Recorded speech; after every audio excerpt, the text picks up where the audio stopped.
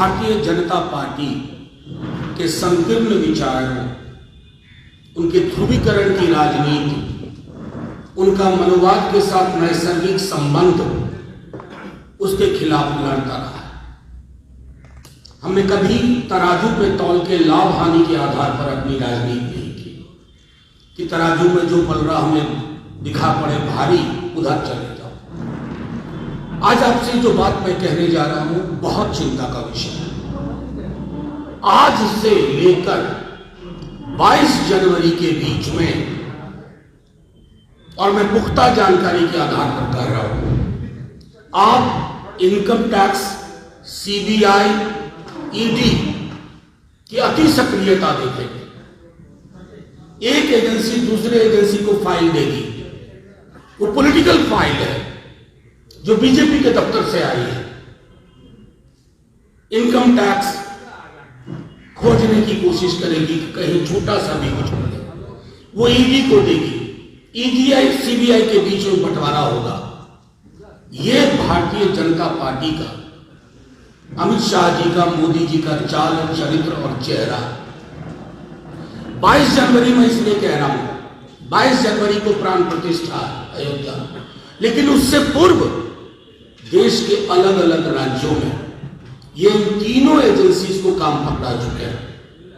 ये पॉलिटिकली नहीं लड़ना चाहते, ये पॉलिटिकली नहीं लड़ सकते, ये पॉलिटिकली लड़ने में नाकामयाब रहे हैं, असफल रहे हैं। बिहार 2015 एक बहुत बड़ा उदाहरण है।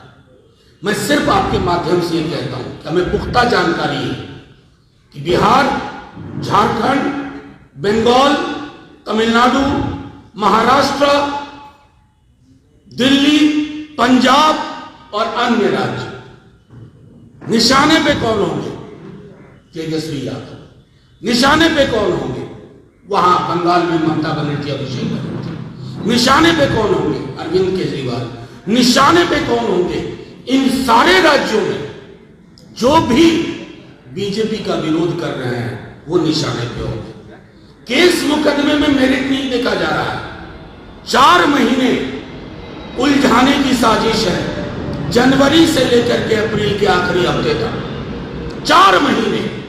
उसके बाद आपको कोई खबर नहीं मिलेगी कि फलाने मुकदमे का क्या हुआ, लेकिन इन 4 महीने आपको भी उलझा के रखा जाएगा। आपको एजेंडा आएगा, कोई जोशी साहब है वहां पीएमओ में बैठे हुए, वो एजेंडा देंगे, आज रेड पड़ने वाली है, 48 घंटे यही खबर चलाओ।